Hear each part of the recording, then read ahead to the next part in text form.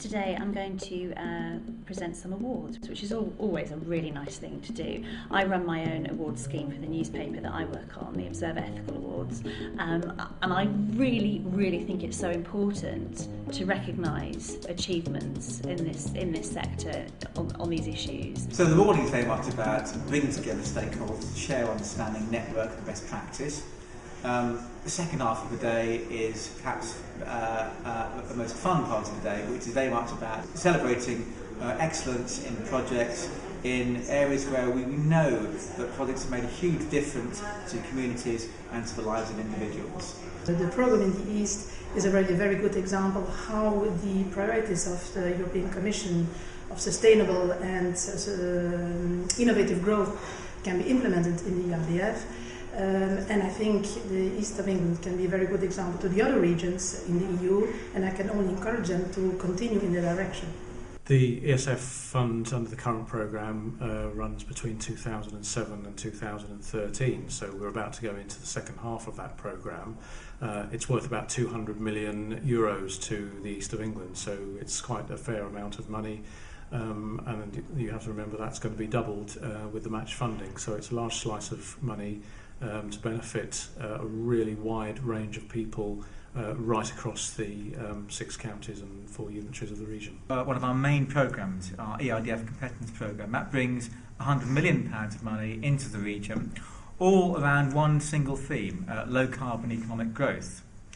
And beneath that theme, we've got 3 priorities around innovation, business support and sustainable communities.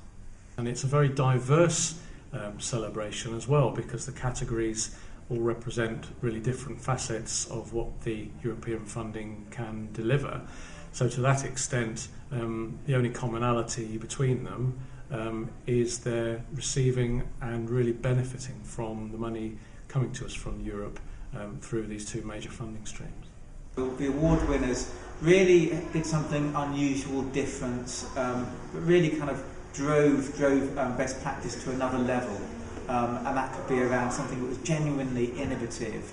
The people who've been nominated and who've made it to the shortlist, I can already sense how amazing people here think their schemes are, and they're very varied as well. So we're talking about biofuel crops and innovation through to groups that deal with social exclusion, often operating in quite rural areas as well.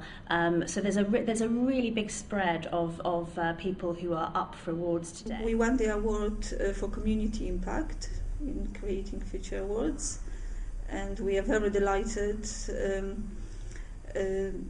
It's both for the organisation, for the young people that participated in the project, and also for the whole community who this project really has impacted. Our organisation is quite a fresh, newly established community group. Sebastian here is one of the good examples of that involvement, because not only his engagement in business startup, his good planning of his future business, we can say, was very much linked to the community work. I think the smile on people's faces, frankly, when they discover they've won one of the awards, that's got to be one of the best parts of the day. It's people learning from people's personal circumstances, how they benefited from European funding.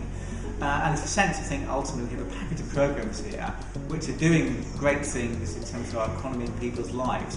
We'll continue to do that against a backdrop we know of shrinking UK public sector resources, and so it's how you kind of use to the best effect European programmes in effect to really kind of deliver long-term change for people. This is on the front line. This is where we have to deal with adaptation to climate change. We're talking about big issues like water.